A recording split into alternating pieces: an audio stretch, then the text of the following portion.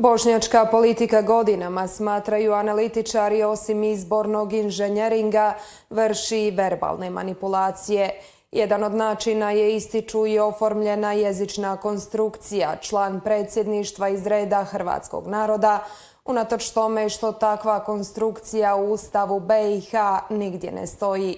Više u prilogu Gorana Kutle.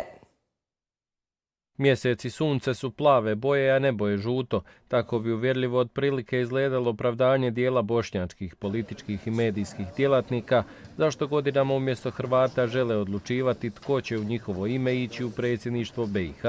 Tako se i formulirala sintagma član predsjedništva iz reda hrvatskog naroda, koja u Ustavu ne postoji, a izravno upisanog hrvatskog člana predsjedništva nazivaju takozvanim. Međutim, struka nema nikakve dvojbe da su članovi predsjedništva zapravo predstavnici onog naroda koji ih je i birao. Da je riječ o predstavnicima naroda, a ne pripadnicima konstitutivnih naroda, nedvojbeno proizlazi iz članka 5.2 stavak D Ustava, koji propisuje proceduru u situaciji kada dođe do preglasavanja dva člana predsjedništva Bosne i Hercegovine. U tom slučaju član predsjedništva koji se ne slaže s odlukom može proglasiti takvu odluku destruktivnom po vitalni interes i njegova se odluka dostavlja na potvrđivanje Narodnoj skupštini u kojoj je u pitanju srpski član predsjedništva, odnosno hrvatskim izaslanicima ako je u pitanju hrvatski član predsjedništva u Domu naroda Parlamenta Federacije, odnosno bošnjačkim izaslanicima ako je takvu izjavu dao bošnjački član predsjedništva. Ispravno tumačenje Ustava da je to hrvatski član predsjedništva, odnosno da on može biti bilo tko. Jedino što je po Ustavu važno je da ga izaberu Hrvati kao zasebna izborna jedinica. Znači, hrvatski član predsjedništva mora imati hrvatski izborni legitimitet. Potpuno je nevažno je li kandidat koji se kandidira za mjesto hrvatskog člana predsjedništva, Hrvat, Bošnjak ili bilo koje druge nacije. Kada dobijete glasački listić na izborima za predsjedništvo, ako živite na teritoriju federacije, na njemu će vam biti ponuđen izbor za hrvatskog ili bošnjačkog člana predsjedništva. Jednako tako, ako čitate presude Ustavnog suda BiH povezane s ovom tematikom, konstrukciju iz reda nećete pronaći, kao ni u svim presudama Europskog suda za ljudska prava protiv BiH, pa čak ni u Poslovniku o radu predsjedništva.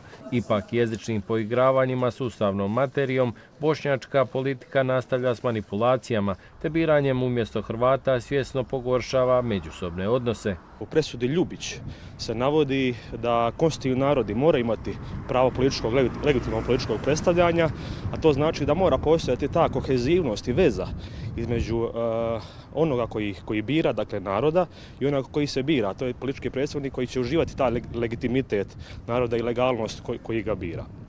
Tako da u ovom slučaju ne možemo govoriti zapravo o dobrim namjerama koje dolaze od bošnjačkih političkih opcija i ne može se temeljiti zapravo nekom zdravom razumu. Njena nelegitimnost, odnosno neistavnost, proistječe iz činjenice da je Ustavom Bosna i Hercegovina definirana kao demokratska država.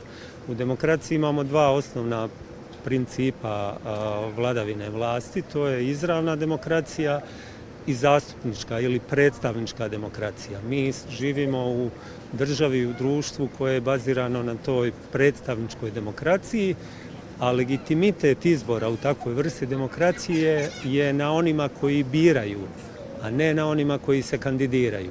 U Bosni i Hercegovini i generalno u svijetu postoji predstavnička demokracija, a ako smo utvrdili, što nedvojbeno proizlazi iz Ustava Bosne i Hercegovine, da su u pitanju hrvatski, bošnjački, odnosno srpski član predsjedništva, onda ti članovi prema praksi Ustavnog suda Bosne i Hercegovine u predmetu 23/14 moraju imati legitimitet naroda kojeg predstavljaju, budući da je to opće načelo demokracije kako navodi Ustavni sud.